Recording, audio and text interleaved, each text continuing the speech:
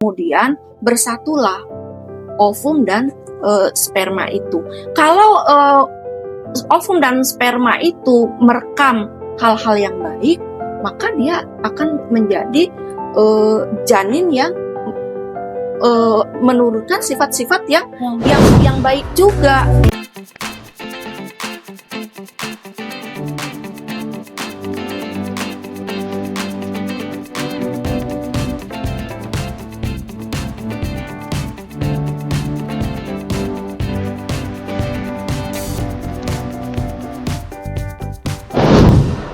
Assalamualaikum warahmatullahi wabarakatuh. Welcome to Parenting Al-Quran by Qurani Podcast. Ruang untuk berbagi ilmu dan nilai-nilai kebaikan dalam ikhtiar melahirkan 1 juta ulama besar. Bersama saya Dinar Mahesa Putri yang insya Allah akan menemani perbincangan kita pada hari ini.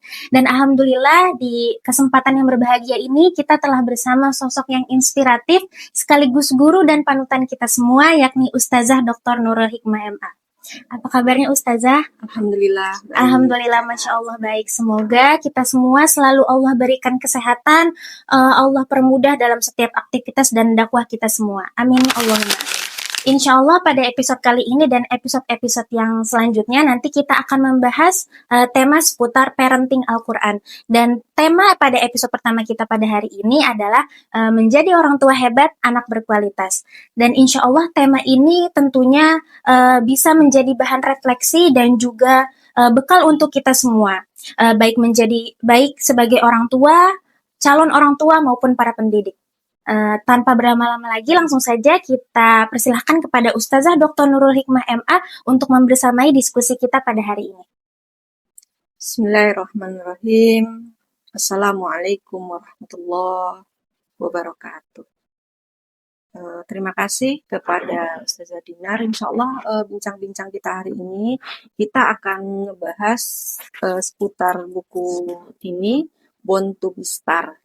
Born to be Star itu apa? Buku ini dia bicara tentang bagaimana lahirkan seorang bintang, bagaimana lahirkan anak hebat, anak berkualitas.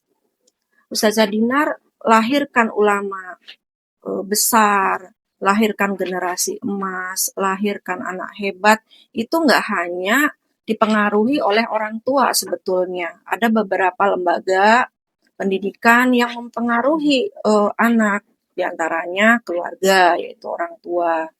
Yang kedua adalah sekolah.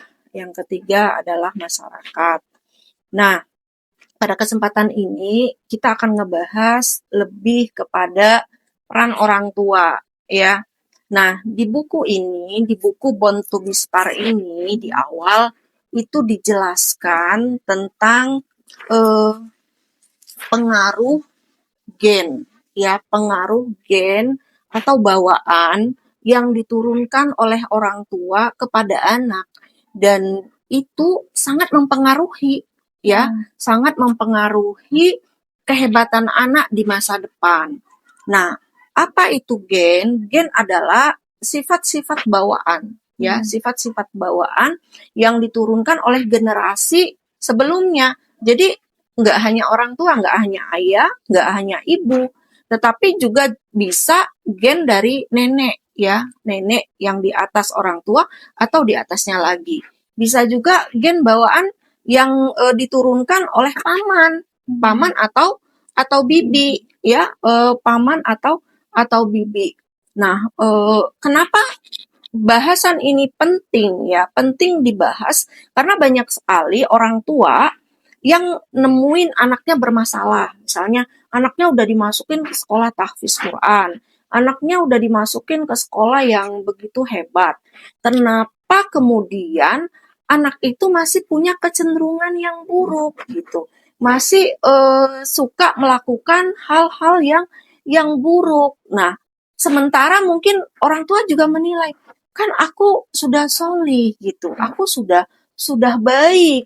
Nah, ternyata setelah kita misalnya selusuri sebuah kasus seperti itu, kita tanya nih orang tua kan, ibu bapak baiknya mulai kapan gitu. Oh, ternyata dia baiknya itu setelah misalnya anaknya berusia 12 tahun. Jadi sebelum itu dia belum solih ya, belum soliha gitu. Nah, kemudian eh, pertanyaannya masalahnya apa di rentang dia yang belum solih itu? Nah, rentangnya adalah ketika dia belum solih itu proses ya, ketika dia proses memilih pasangan ya, ketika dia proses memilih pasangan. Nah, eh, anak ini kan lahir bukan dari rahim gurunya ya, bukan dari sperma tetangganya, tapi dia lahir dari ovum dan sperma ayah ayah ibunya. Nah, kita perlu tahu pembentuk perilaku anak ya, pembentuk perilaku anak itu adalah pikiran dan hati.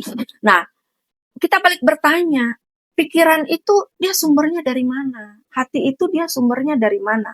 Di dalam Islam dikenal dengan proses berpikir itu letaknya di kolbu ya, dan di pikiran, di otak. Nah, otak anak sumber dari pemikiran itu dia yang ngebentuknya itu siapa? Ya, ngebentuknya itu siapa? Nah, proses pembentukan otak dan hati itu awalnya pembuahan. Pembuahan itu adalah ovum yang dibuahi oleh sperma. Nah, ovum itu sendiri di dalam ovum dan di dalam sperma itu ada alat rekam, ada DNA, ya ada DNA. Nah, alat rekam itulah, DNA itulah yang kemudian dia merekam sifat-sifat orang tua sebelum mulai dari dia mungkin remaja, ya mulai balik kan sudah ada ovum dan sperma itu. Nah, direkamlah sifat-sifat orang tua, mulai dari cara bicaranya, cara bersikapnya, itu direkam semua, apa yang dimakan, apa yang diminum, apa semua kebiasaan di situ. Nah, kemudian bersatulah ovum dan sperma itu.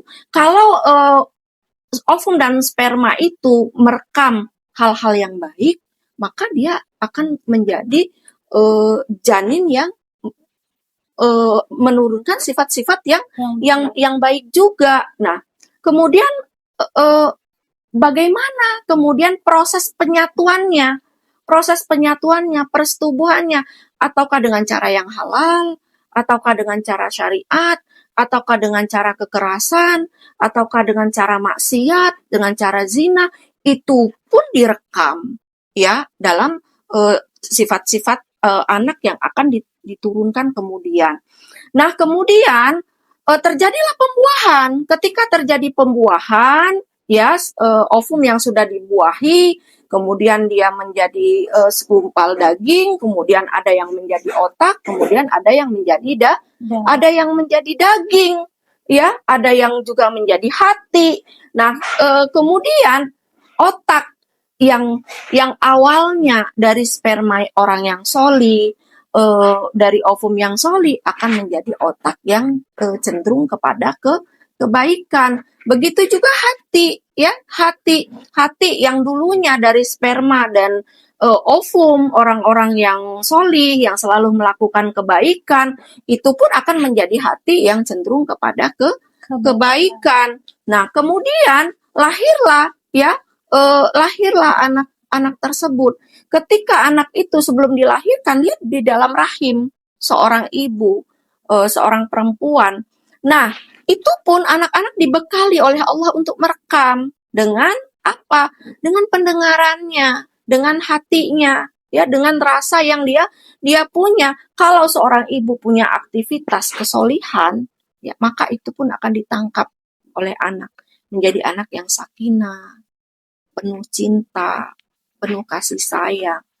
Tapi kalau dia di rahim seorang ibu yang melakukan kemaksiatan, melakukan kezoliman, baik secara pikiran, perasaan, perbuatan, perkataan, itu pun akan direkam oleh anak.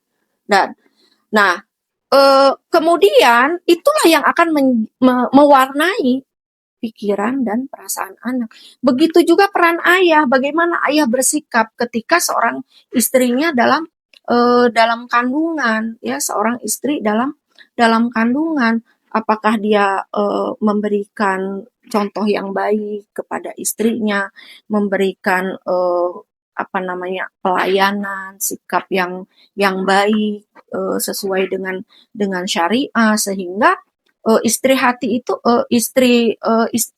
hati istri itu akan sakinah, ya, akan tenang, sehingga bisa lahirkan anak-anak yang hebat. Nah, dari sebuah proses seperti itu tidak berhenti di situ. Nah, kemudian ketika anak itu dilahirkan, dia disambut nggak? Tumbuh nggak? Di tengah keteladanan orang tua yang baik, di tengah pembiasaan yang baik pula. Nah, jadi tadi kita katakan biasanya anak hebat itu dia lahirnya dari orang tua yang hebat. Sebelum dia diwarnai oleh lingkungan di luarnya, dia diwarnai dulu oleh orang tuanya. Alhamdulillah pada hari ini kita sudah mendapatkan banyak ilmu dari Ustazah Nurul, mulai dari bagaimana peran penting orang tua dalam pembentukan karakter anak, kemudian keteladanan dalam keseharian, hingga bagaimana cara menghadirkan nilai-nilai Al-Quran di rumah dengan cara sederhana namun konsisten. Tentunya obrolan kita pada hari ini mengingatkan kita bahwasannya untuk menjadi orang tua hebat itu bukan tentang kesempurnaan, akan tetapi tentang bagaimana keinginan untuk terus belajar, memperbaiki diri dan membenahi diri agar anak-anak kita tumbuh menjadi anak-anak dengan karakter hebat. Terima kasih banyak kepada Ustazah Dr. Nurul Hikmah MA atas ilmu dan inspirasinya yang sangat luar biasa. Semoga apa yang telah disampaikan menjadi amal jariah dan bermanfaat bagi kita semua. Saya Dinar Mahesa Putri, pamit undur diri. Sampai jumpa di episode selanjutnya. Wassalamualaikum warahmatullahi wabarakatuh.